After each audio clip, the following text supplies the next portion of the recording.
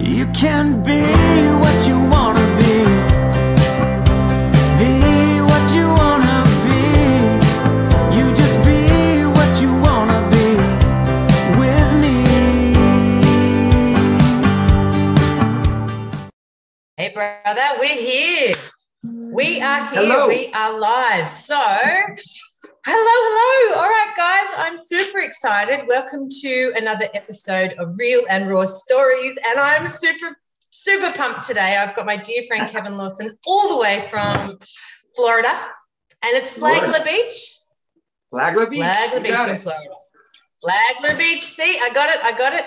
And yeah, well, I've been super excited to get my friend here on this show. I've been checking out his shows lately, and listen, you know, I think I really just want to give you a little bit of what I know, but really not a great deal do I know, other than he's a cracking musician.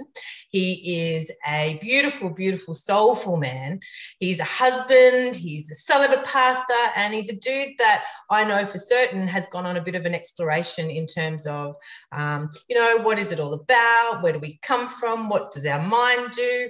We actually met each other on a Joe Dispenza cruise in the Caribbean. I mean, seriously, that's a cool story, Kev, like, isn't it, right? Right. Yeah, we could stop right there. Yeah, I know, right? Exactly. So without further ado, everybody, please welcome my friend, Kevin Lawson. Welcome, brother. Welcome. Thank How you. are you? It's great to be here.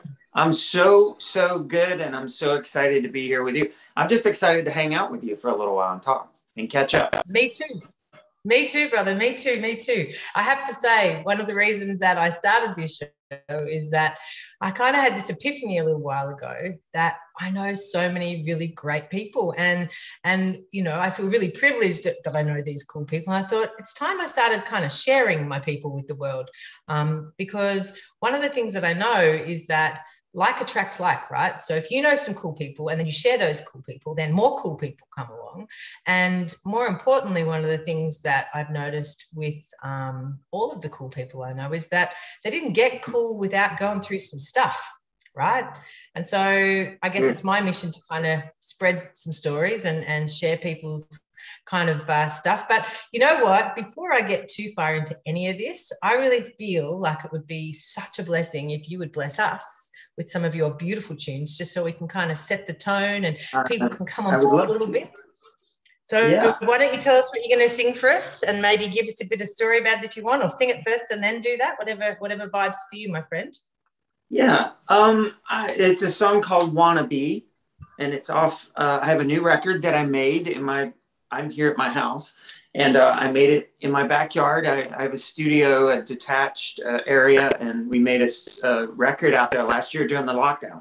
So really March, April, May, when you couldn't go out, you couldn't work, you couldn't do anything, I was determined to make something come out of the end of it with something to show for it. And so we came out with this record, and this is sort of the single of off that. And it's about, it's kind of obvious, but maybe we'll decide what it's about afterwards. How about that? Is that okay? That's not too loud? It's perfect.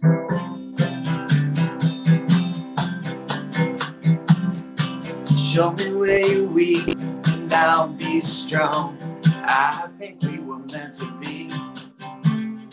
Show me where you're lost and I'll come along. I think we were meant to be. There ain't no place on the face of this earth I'd rather be. So you just be what you wanna be. Be what you wanna be. Be what you wanna be with me. Tell me your secrets and I'll sing you my songs. I think we were meant to be. See, I got this idea and it can't be wrong. I think we were meant to be. There ain't no way you can stay on the ground when you're meant to fly. So you just be what you wanna be. Be what you wanna be. Just be what you wanna be.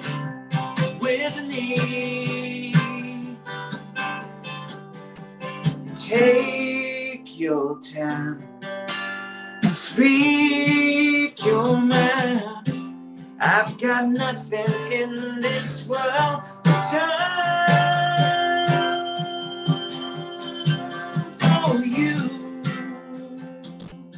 So you just be what you wanna be. Be what you wanna be. Just be what you wanna be with me. You can be what you wanna be. Be what you wanna be. Please be what you wanna be with me. With me.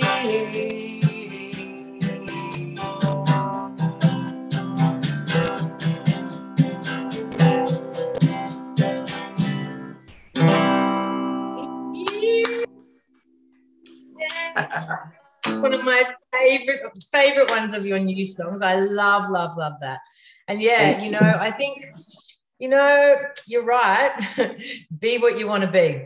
Kind of just says, hey, just go out there and do it, right? I wrote that a number of years ago. Melissa, my lovely bride and best friend, she was like a physical therapist. Oh yeah. And so she had gone to school for that and done it for a number of years and was getting really burned out on it and really tired of it. And she didn't know what she was going to do next, but she wasn't quite sure she wanted to keep doing that. And that's kind of the genesis of the song. It's just, you know, you just be whatever you want to be. You want to be a Spice Girl, which is what she is now. You want to be this or that. I don't care. I'm going with you. So I've got your back. You go do whatever you want. And so that's really, it's a little sweet love song. Yeah, but it's got a big message. It does. It does. Yeah. And, you know, I think the first time I heard that song, I think the reason it really resonated with me so much is because of the work I do is all about teaching people exactly that. You know, people come to me and even just yesterday, I remember having a conversation with one of my clients, and as he was walking out the door, I was talking about this life visioning workshop that I run, and I run it because I want to get people really, I guess, dialed into, but, you know, like, I mean, not everybody can be an entrepreneur, not everybody can be a business owner. Some people, you know, like they need the security and all of this stuff. And I said, yeah, but that's fine, but everybody gets to be who they want to be, right? Like it doesn't, you know, like that's a choice. And I really fight for that, you know, I really fight for that, like for the human race, because I think if you don't get to be who you want to be, then you're being who someone else wants you to be. And the side effect of that will be you won't be feeling good. Yeah, and you're missing the point. I had a really great professor when I was in school, and I was not doing well in his class at all. and he called me into his office one day, and I sat and talked to him, and I'm telling you, man, I charmed this guy up one side and down the other. I had him going, I had him laughing, we were like BFFs by the end of this thing. And as I was walking to the door, he's like, you know, Kevin, the thing is, people do what they want to do. And now they can come up with 1,000 excuses. But, you know, my family, my background, my financial, but the truth of the matter is that it's, if you want to do something, you will do it. If you don't want to do something, you will do that too. And as he closed the door, he was like, by the way, you're going to fail my class, but I hope you'll sign up for me next quarter because I really enjoyed this talk. And he closed the door, and I stood there, was like, what just happened? But yeah, and I did fail the class. But the life lesson was get rid of the excuses. And the bottom line is we do what we want to do. So if you're stuck in a job you don't like, somewhere, man, you got to do some soul searching and go, okay, well, I am here because I really do want to be here. You know, I want the security, I want the whatever, the parking space, the office, you know, but you know, I think that's a great liberating thing, is that really and truly we're in control, really. See, and like, you know, honestly, mic drop at that point, I got to say, because if people understand that we are in control, like we get to decide how we want to feel, who we want to be, where we want to go. Once people get that, and it seems so simple, right? But it is definitely something that I know in the work that I do, people struggle with it because we're brought up with societal, you know, parental thought to think. And it's not that our parents are wrong. They just love us and they're doing the best they can, right, with the resources they have. But it doesn't mean it's right for us. Yeah. And so I guess one of my life experiences now is really learning how that it's okay for me to not be in agreement with maybe what my parents think and still love them anyway and not discount anything of what they've done, right? Absolutely. But it's a huge one. It's a huge one. Yeah. Yeah. So, well, you know, you like, said it on like that note, I mean, a lot of. Go ahead. Sorry, go ahead. No, you go ahead. I was just going to say, you know, that your parents teach you that because they love you. They're teaching you what somebody taught them, because somebody taught them. I mean, it goes back to forever. Correct. And so it feels very strange when you get out of that. You know, you get off that path to kind of forge your own way. It's very scary, and you know, everything is built to keep you on that path for safety reasons, for good reasons, not just to ruin your day. No, but they want you to be safe. I mean, you're a parent now, so I mean, you have to have some heavy duty, you know, insight from what your folks taught you now as you teach your little one, you know. Oh, absolutely. And I think, you know, you actually just mentioned something then which I think is really important, something that I have kind of started to really understand is that there is really only love and fear, right? Like that's it, you know, like lightness and dark, love and fear, however you want to describe it, it's love and fear, right? And so if what you're experiencing from a parent or a friend or a partner is not love, then it's fear. And, you know, the problem with fear is that obviously fear then comes down to often, you know, anger, resentment, shame, blame, guilt, all of these kind of quite low vibration energies. And the antidote for all of them is love, right? So like on that, I'd love you to speak a little bit about, it's like, what was that? Was that me putting my hand up or you're with me, brother? No, I was like saying, yeah. Yeah. That's it. So it's the only thing I don't love about Zoom, but until I can come and hang out and let's make a deal, right? When I can legally, we'll run another episode of this, but live in your house. I love that idea. And it doesn't have to be legal. As long as I can get legally. That makes it way cooler. Let's do it. I love it. I'm in. As soon as I can get a flight, it's like pirate radio back in the day. Radio. We'll have a pirate vlog. Yeah, I love it. I'm there. So listen, I'd love you to share with people a little bit about, like, you know, what was it like growing up for you, getting into music? Like, tell me a bit about you. Like, how did you get into the whole music gig? Because I know you've been doing this a long time, right?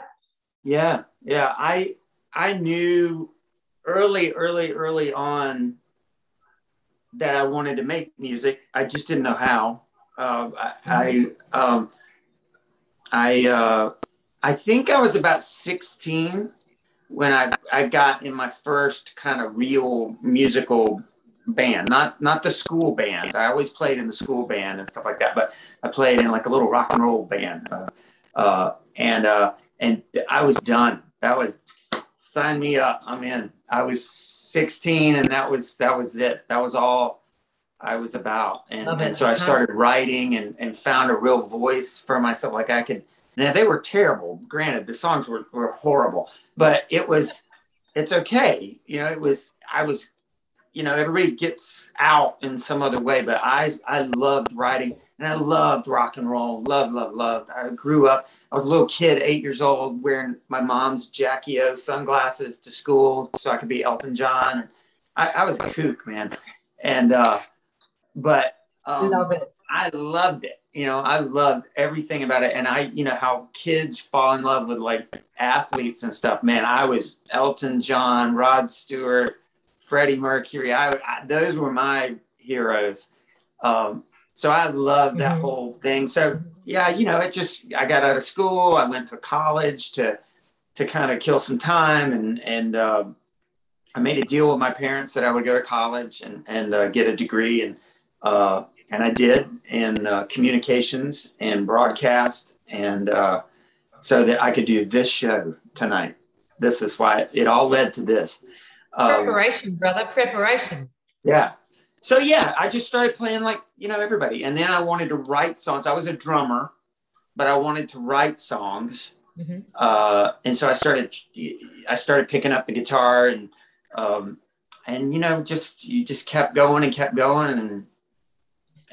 you know, yeah, I love it. It's, and I've put it down numerous times through the years because it didn't make sense financially or emotionally or whatever, but I love it so much. It's a soul thing. It really is. I have to create music. I have to create songs, and I'm always trying to create I just want to write the best song I've ever written. The next one has to be the best one. It has to, you know, it just, yep. And it's so random. Like the song I just did, you know, it's just this little sweet sort of sappy love song, but you know, you do it and you put it all together and then you kind of stand back from it and you're like, wow, that's a message for everybody. It's not just your, you know, your boyfriend, girlfriend. It's, you know, kids, be what you want to be.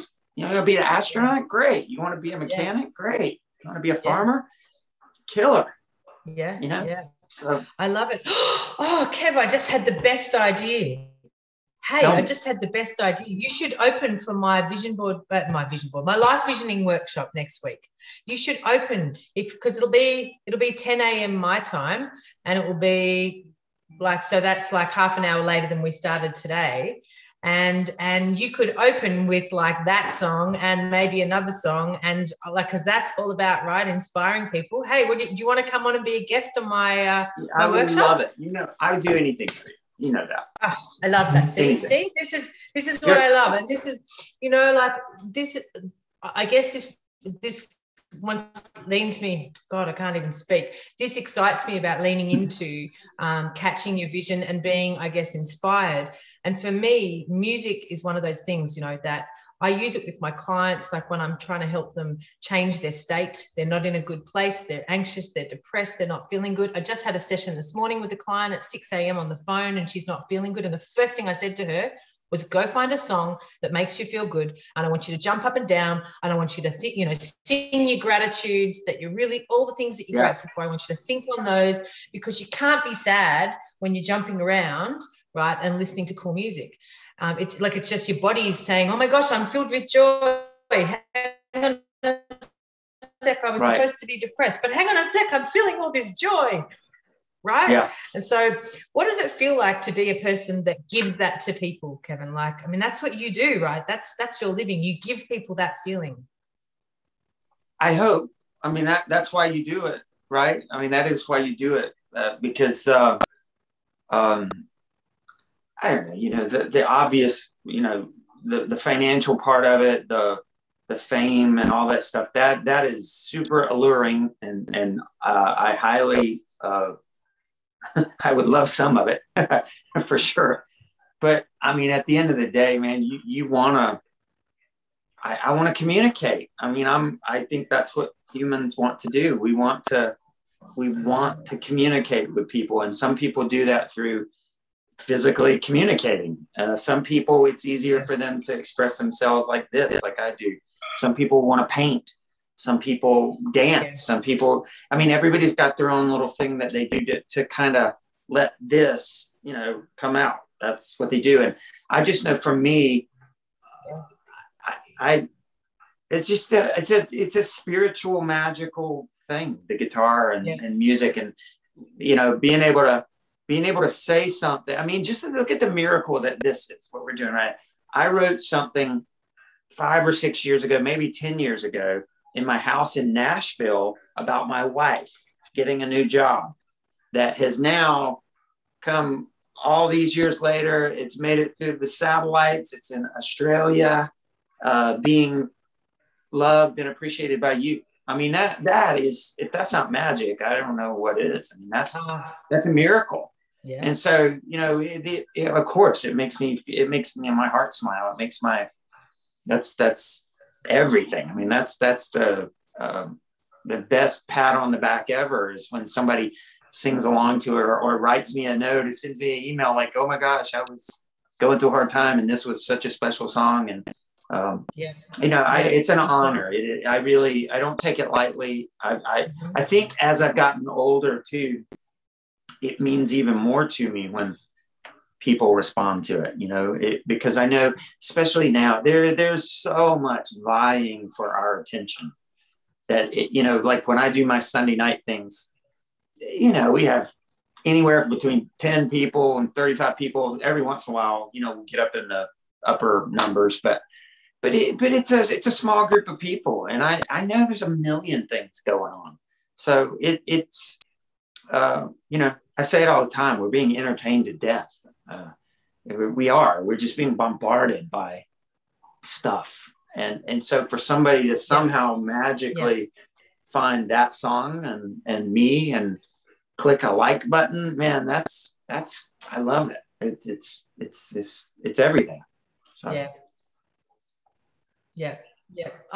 Hey, listen, I feel you, because I mean, I put a lot of content out there as well. And, you know, I read a post the other day that said, hey, listen, just because, you know, you're putting stuff out there and people are not liking or commenting, don't think people aren't consuming and watching, and like, just keep going out and giving, because there's like, a lot of the people that I follow that, you know, are really big names and they're really, really crazy successful, right?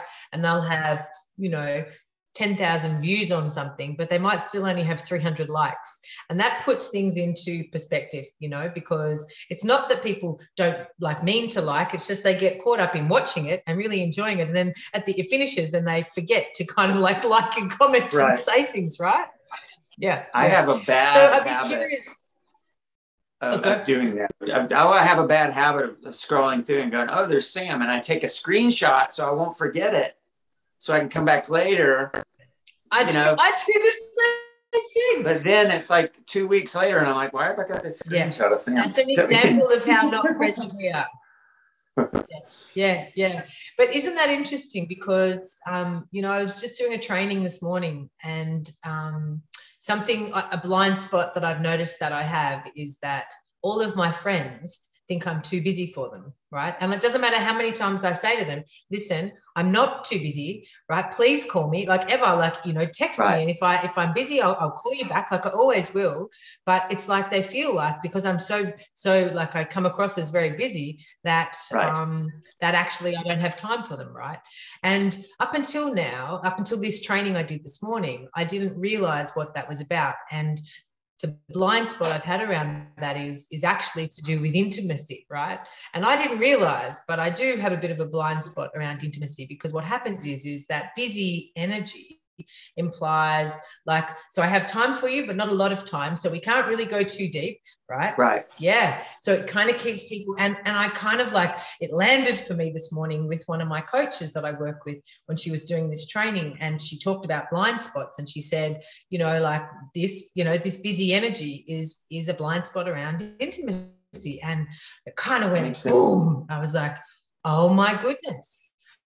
Yeah. Okay. All right. So now I get to tune into what that looks like. And, you know, I can't just tell my friends that, hey, I'm not too busy. I actually need to show them, and I need to lean in, and I need to be there. So that was kind of interesting. Yeah. I think it's one of those things where I had a friend, this was years and years and years ago, but it was really a kind of an eye-opening moment, is that, you know, I think we all have that in our hearts of like, I would do anything for you. I'd do anything for you, Sam. You gotta tell me. But you know, I mean, better than anybody, like a lot of times you don't want to tell anybody. You don't want to tell somebody you need help. You don't want to tell somebody like, I know I'm being a total weirdo, but I need to just talk for a few minutes. Like, and of course the answer is of course, but like nobody does that. Nobody wants to call up and tell somebody that for the risk of being shut down or whatever. But yeah, I kind of got that early on in life that saying you're available and being available are two different things, you know? Yeah. Yeah, absolutely. Absolutely. So I lived in Nashville when I met you, and you were moving to Florida at that point. Yes. What was, because obviously, like, as a musician, I can see why you'd live in Nashville, and knowing the music that you used to play, I can, like, to me, that's like where I would think someone like you should live. Yeah. Right? Well, I did. What was the change? What made you decide? Well, we lived there for 14 years and loved it. And we loved Nashville. We have dear friends there. But we were, Melissa and I we're a team. I mean, we're a team, you know, and we both had just kind of sort of crested this hill of sorts that, like, we just, I don't know, we were ready for something different. And I know with me, it was just, I felt like I've always had kind of a real clear sort of feeling about like a place or a time or a situation where I'm like, I think I'm done. And I need to do something else. And that's how Nashville was. And it wasn't any one thing or specific things. It was actually a few things that kind of helped us tip it on over. But I just, you know, one of my life goals, and I'm not being funny, one of my life goals is to be warm. I hate cold. I hate it. And I'm sad that I have to say I hate anything, but I despise cold. I don't ever want to be cold in my whole life ever again, ever. So one of my goals in life was to be warm, and I love the beach and I love the ocean. And so every chance that we could on a vacation, we always go somewhere warm. We'd always go to, you know, the Bahamas or the beach, Florida. So it was kind of like, why don't we look around at maybe, you know, trying to go to Florida? And because I think musically, I've done everything that I could possibly do in Nashville for me. And I just felt like it was time to try something else. And you know, all the people that I was reading and meeting, like with you guys, and really kind of changing my life around it. I wanted change was the word, you know, because we're basically, most of our life is muscle memory and repeated concepts that we learned, you know, when we were much younger, that we just keep doing it because, as we said earlier, it's what we were taught to do. And that's what we do. And you do this, and why would you leave Nashville? It's a great place. You love it. You got a beautiful house. You got a beautiful world. You got lots of friends. Yeah, I know. So I'm ready to go do something else and start over from scratch. And so we did. And we had, and again, it wasn't just us like, oh, this epiphany and we came to Florida. We, you know, there was some family stuff with Melissa's side of the family that we needed to get a little closer to this area. Financially, with our jobs and stuff, I can go anywhere. I don't have to be in Nashville anymore. I just don't have to. So every chance we could to get away and go somewhere, we did. So why don't we just go live somewhere else? So, and when we were hanging out, when we met you, we were getting off the cruise ship at the end of that cruise in Florida and driving here. I remember. For houses. We were scared to death. Yeah, we were freaking out, scared to death, but so excited, you know. And now we've been here 3 years now. So yeah, that's amazing. Wow, so it was 3 years ago. So 2 questions. One for a complete place that I rode a horse, you know, on the beach there. What was that little place called? Do you remember? I bet you Melissa I don't. You know, that's okay. You stop like every couple of days at some place, some beautiful, gorgeous place, and then by the end of the trip, it's like all I remember is like 5 different beautiful places.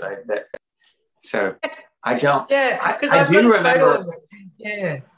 I remember we went to like one of was that a Holland America cruise? I think it was, but they have their own island, you know, so we went to their island, and I remember that's where that was, I'm sure that's where it was.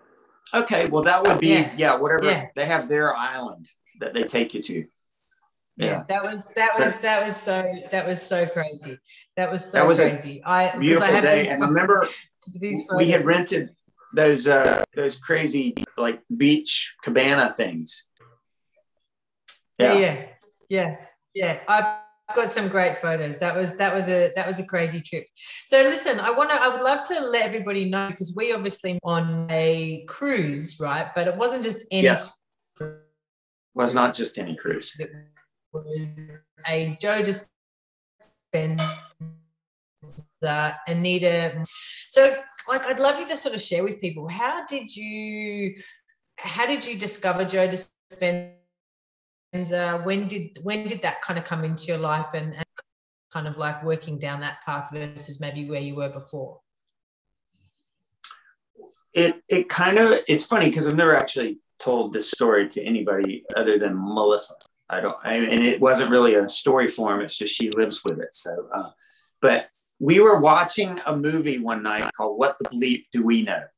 And it was our friend had suggested it. Oh, you like it? It's all kind of kooky, weird stuff. You like it? It's cool. So we were watching it, and Dr. Joe kept, it's what like a documentary film kind of thing, but they would have these people, these writers and authors and profound, thinkers, and they would come on and they would say, they would be talking about this, that, and the other, and quantum physics, and health and wealth and all this jibber jabber stuff. But Dr. Joe would come on and talk about your brain. And I was like, you know what? I like that guy. He's not a hippie. I don't like these hippie people. I'm not cool with that. I'm not into that. That's not I like him though. He's like a scientist. I like him. So for my birthday, for Christmas, something, a few months later, Melissa got me a book by Dr. Joe. And it was called Breaking the Habit of Being Yourself. And I was like, oh my gosh, that's super cool. Thank you. And I put it upstairs on my desk, and I never read it. And I would see it all the time, and I would walk past it, and I was like, one day I've got to read that book. And so eventually one day I did read the book, but I'm not exaggerating. I think it was probably like a year, maybe 2 years later when I read it. And it changed me. I say this all the time. I think things are divine. And I do think if I'd have read it when she gave it to me, I don't think it would have taken. I think it would have just gone whoop and fell right off of me, because I was so mad, and I was so I had some issues, and I just wasn't ready for it. And so I believe when I did pick it up and start reading it, I was right where I was supposed to be. And then from that, I started reading about meditation through him.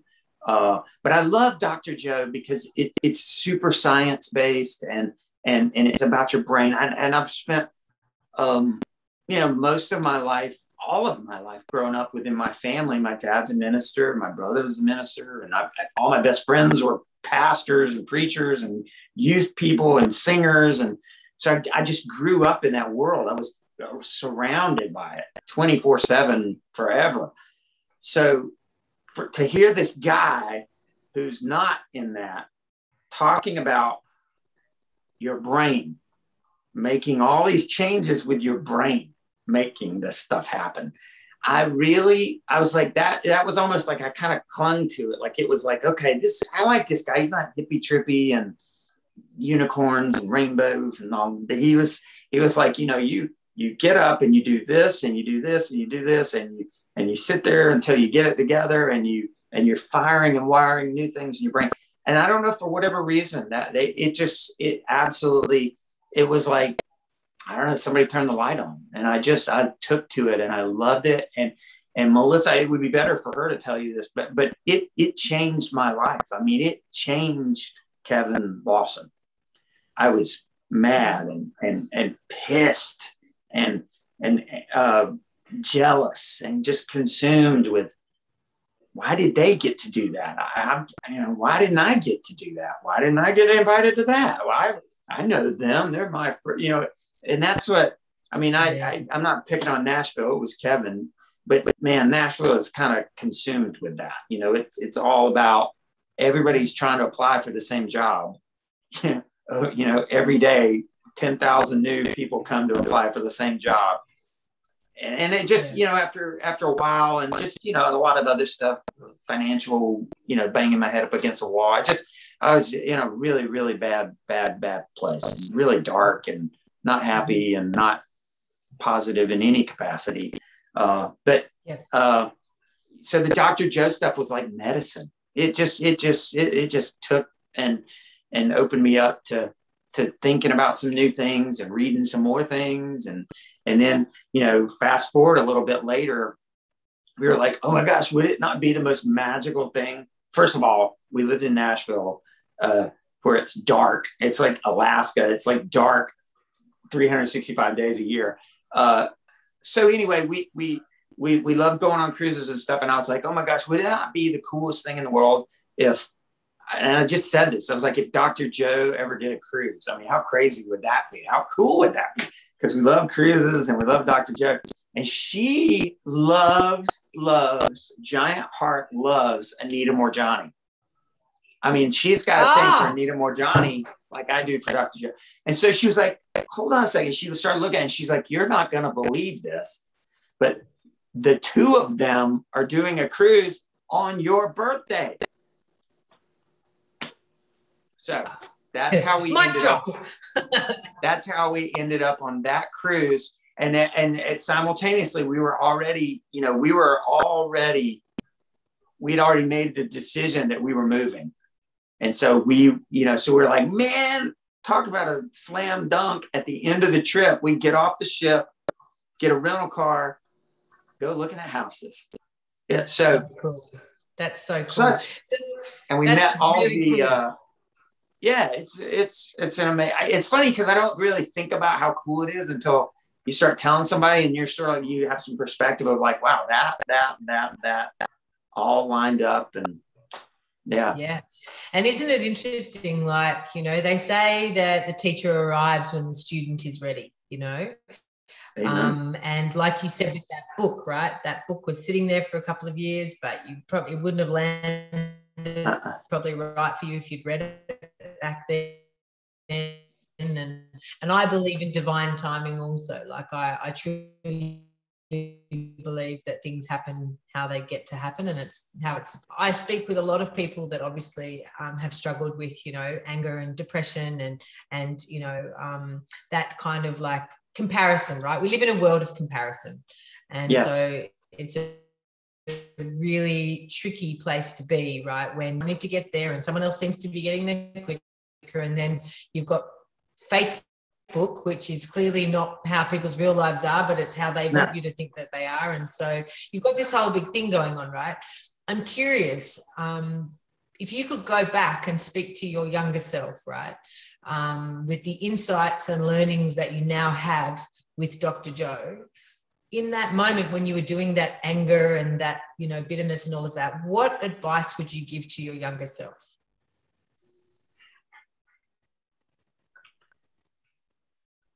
I mean, God, I don't know. I think about stuff like that often, but I think if I change something, I wouldn't be where I am, I get that. I get that. You know what I mean? Yeah. I think I would just. But maybe let me ask you this. Let me ask you it a different way. Someone else who is maybe good, because it's hard when it's you, right? But maybe someone else who's going through what you were going through, back then, right? And in that place, and if you were trying to encourage them to maybe look at maybe work like Dr. Joe or whatever, like what has been the impact for you? Because you now see how you get to see things. I think, something that I've learned, and this is not a Dr. Joe thing. This is just, if somebody else said it, but, there's, it's like you said earlier about, love and not love. It's competition versus creation. But that's every day, and I want to live the rest of my life in creation. And it is hard because it's just part of our nature. It's part of the way we have to, we all have to pay for where we hang out, and do what we do. There's always those rules in place, society. Right. So I understand it. But I find that when I'm kind of reminding myself to stay in creation, I'm so much better. I'm just a better human. I'm better to my neighbors. I'm better to my wife. I'm better to my animals. I'm better to me. If I can remind myself, stay in creation. And in creation, what I mean physically, like go paint something, go write a song, go work on your body, go do some push-ups, go do something that is has no bearing on me getting there before you. Love that. And I have to say that to myself on a 24-hour-a-day basis. Am I competing right now or am I creating? Because I don't want to compete anymore. I spent most of all of my life, competing.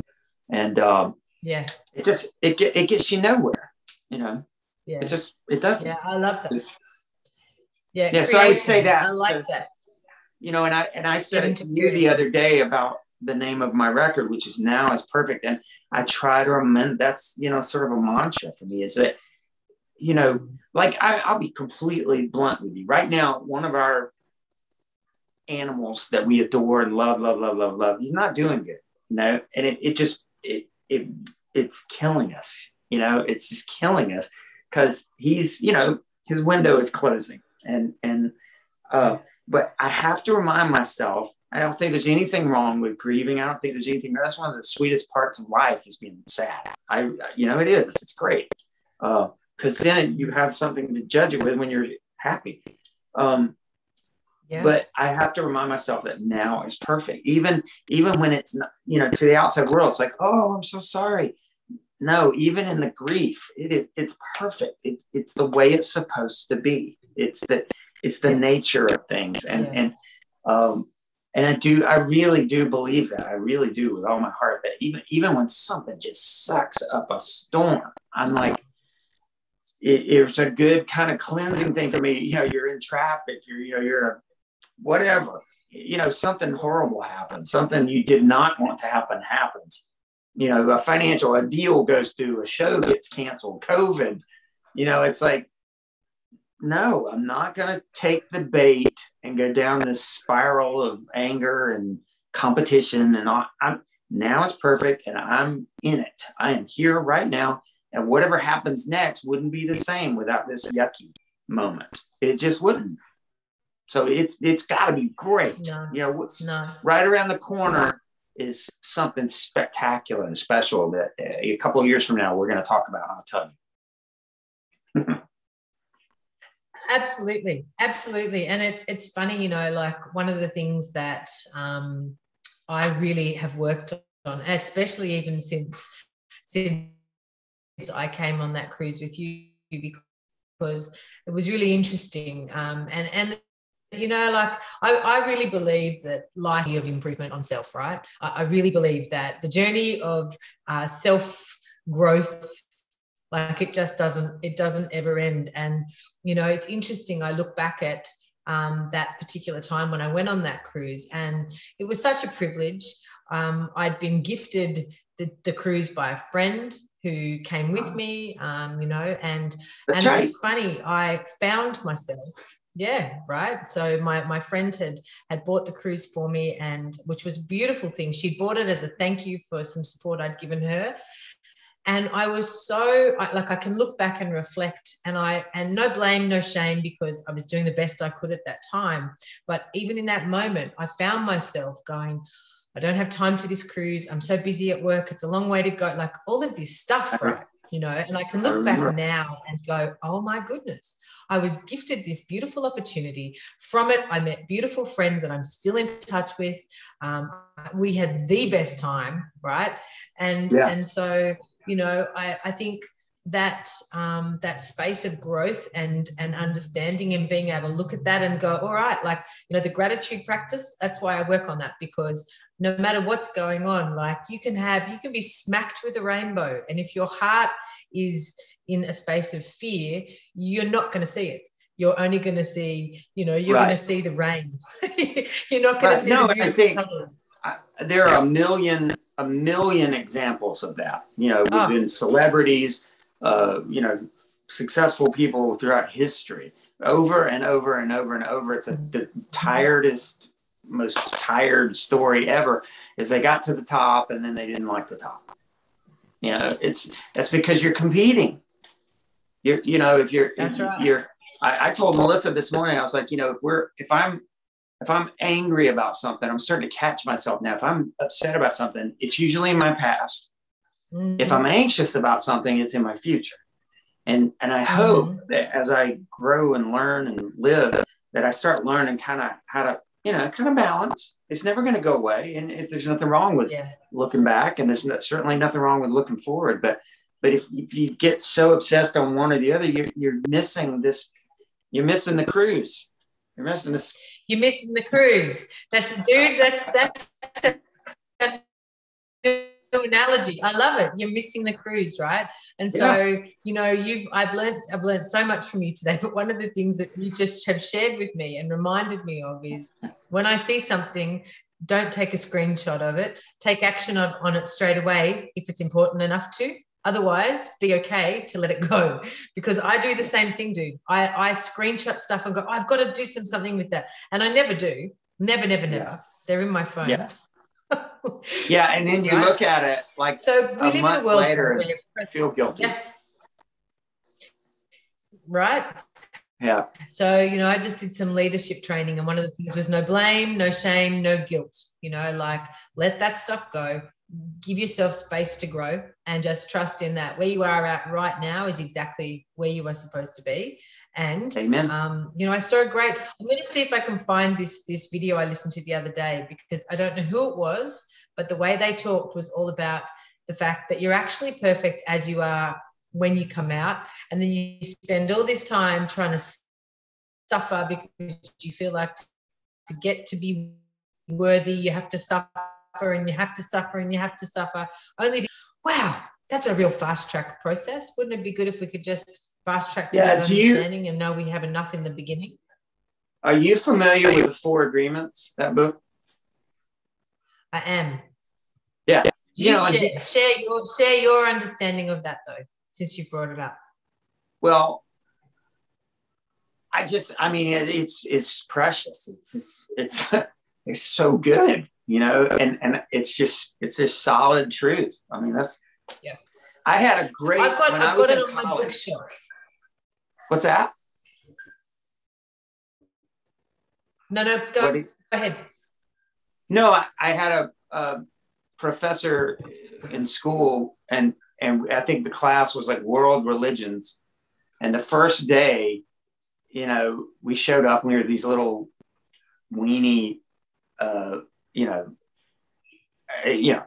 freshmen, and he said, you know, if something is true, what does it matter who said it? Mm-hmm.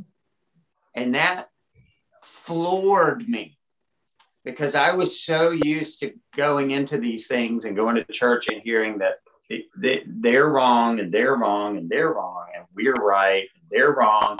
And so with that being said, the 4 Agreements is just like, I don't know how you could have a problem with that. Like, I don't care where you're from. I don't care what your religious background is. That is just straight up gospel truth, you know?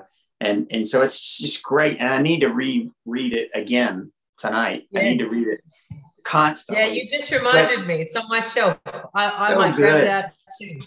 Yeah. No, but it's, you know, I think he discusses that thing of how, you know, you're this little baby is born, and then from the second that baby is born, it is taught all these rules and laws. I think he calls them promises, or what is it? Yeah, he has a term for it, but you know, it's you know, these rules are put on us not to punish us, but because, just like we said earlier, your parents love you. We want you to grow up in this safe environment, and this is how our parents did it, and their parents and their grandparents, you know, all the way back.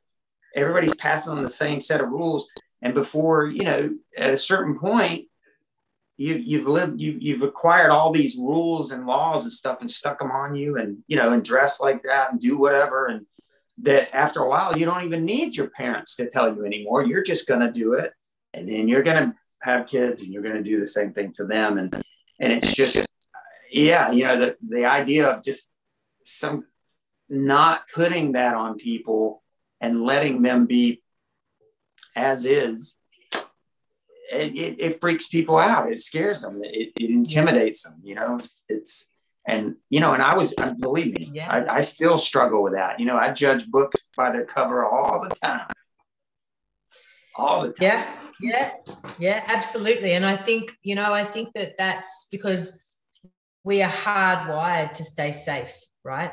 And we're hardwired from a very early age to find things that are familiar. So even if in the first 7 years of our life we've had not a great upbringing, we will find stuff that matches that not great upbringing because it feels familiar.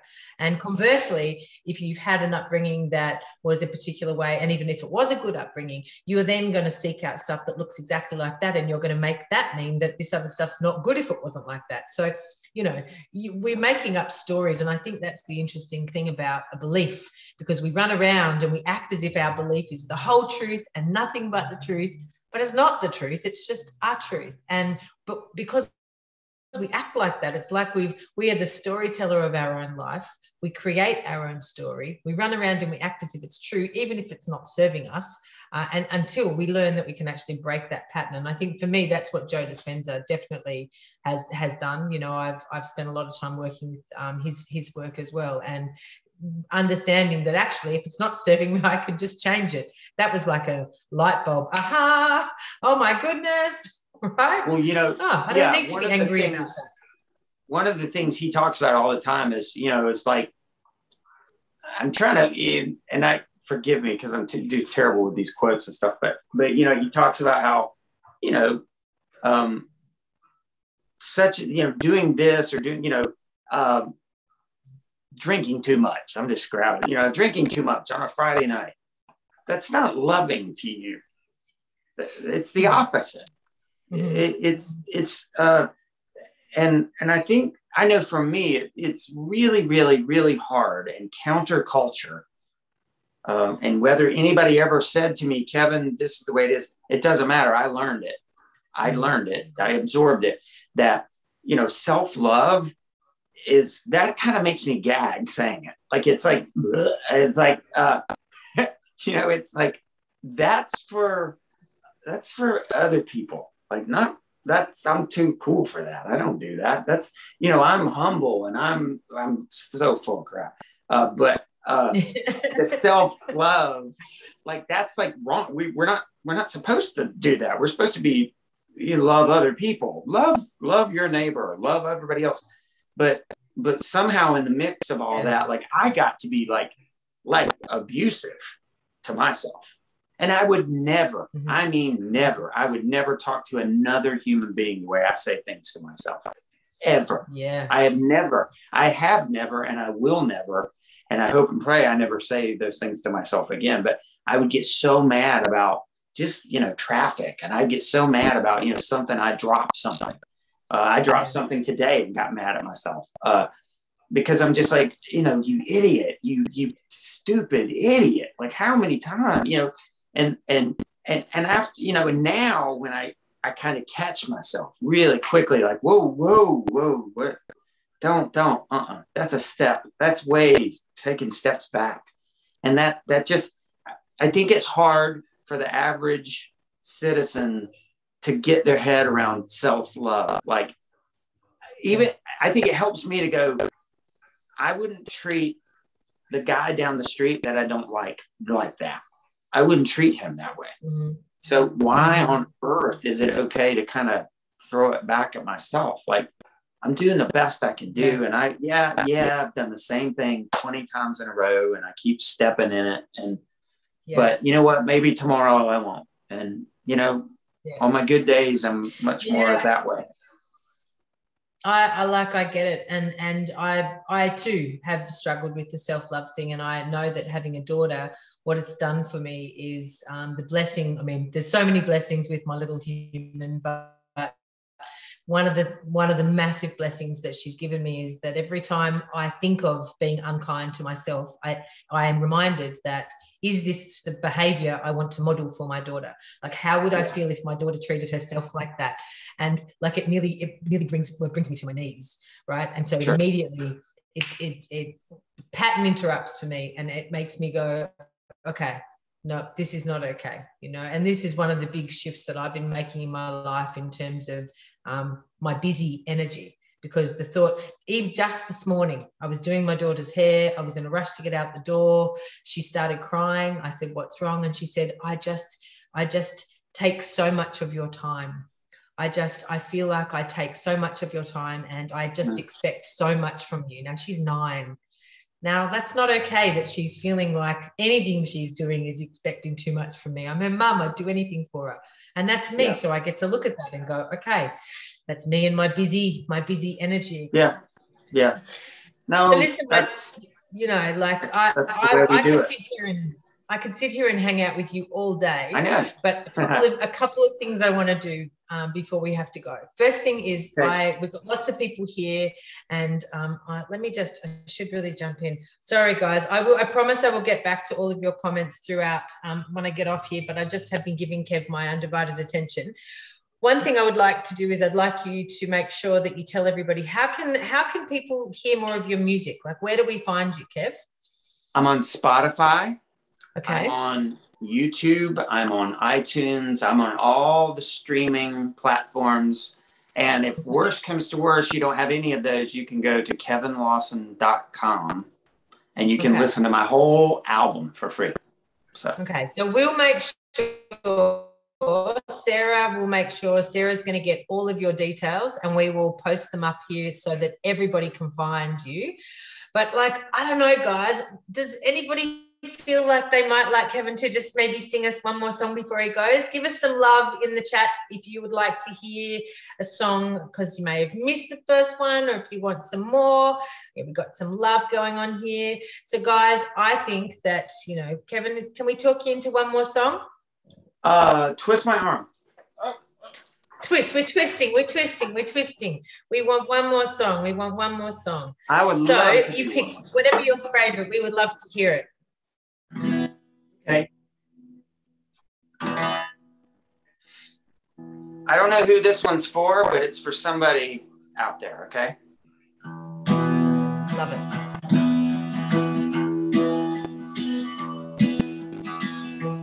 When you feel there is no refuge from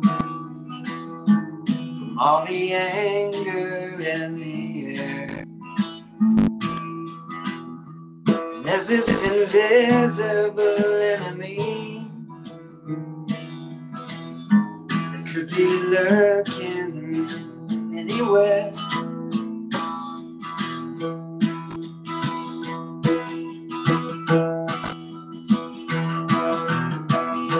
I wish I had the words to give you, like a prescription you could fill. My thoughts and prayers won't hold you up tonight. Maybe one day they will. Oh, but I know one thing to be true, and I don't believe in anything else. still believe in you.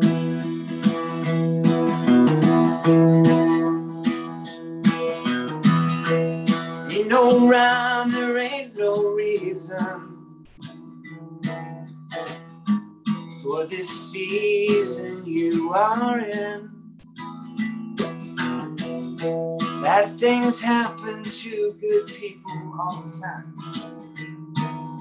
Time and time and time and time again. Oh, but I know one thing to be true. When I don't believe in anything else, I still believe in you. You and you and you and you and you and you. You and you and you and you and you. Oh, and you got to know there is so much more to this than meets the eye.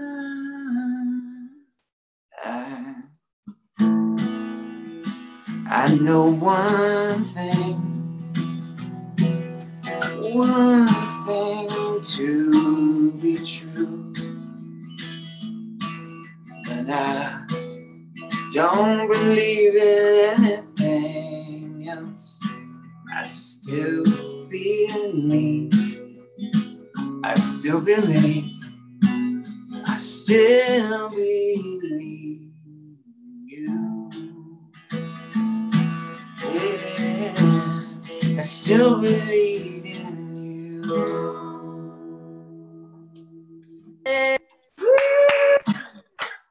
Yay! I love it. I love it. What was that called? That's called Still Believe in You. Pretty creative, huh? I love it, brother. I love it. That was a beautiful, beautiful song. Is that on your new album? That is not. That's brand new, still in the shrink wrap. So that's a international premiere for your show. I love that. I love that. Oh my goodness. Listen, I have had so much fun hanging out with you today, my beautiful friends. I know. Yeah. It's always good. Always good. Yeah, so we'll definitely do this again. Thank you so much for coming and hanging out and sharing your story. You're so welcome. The world.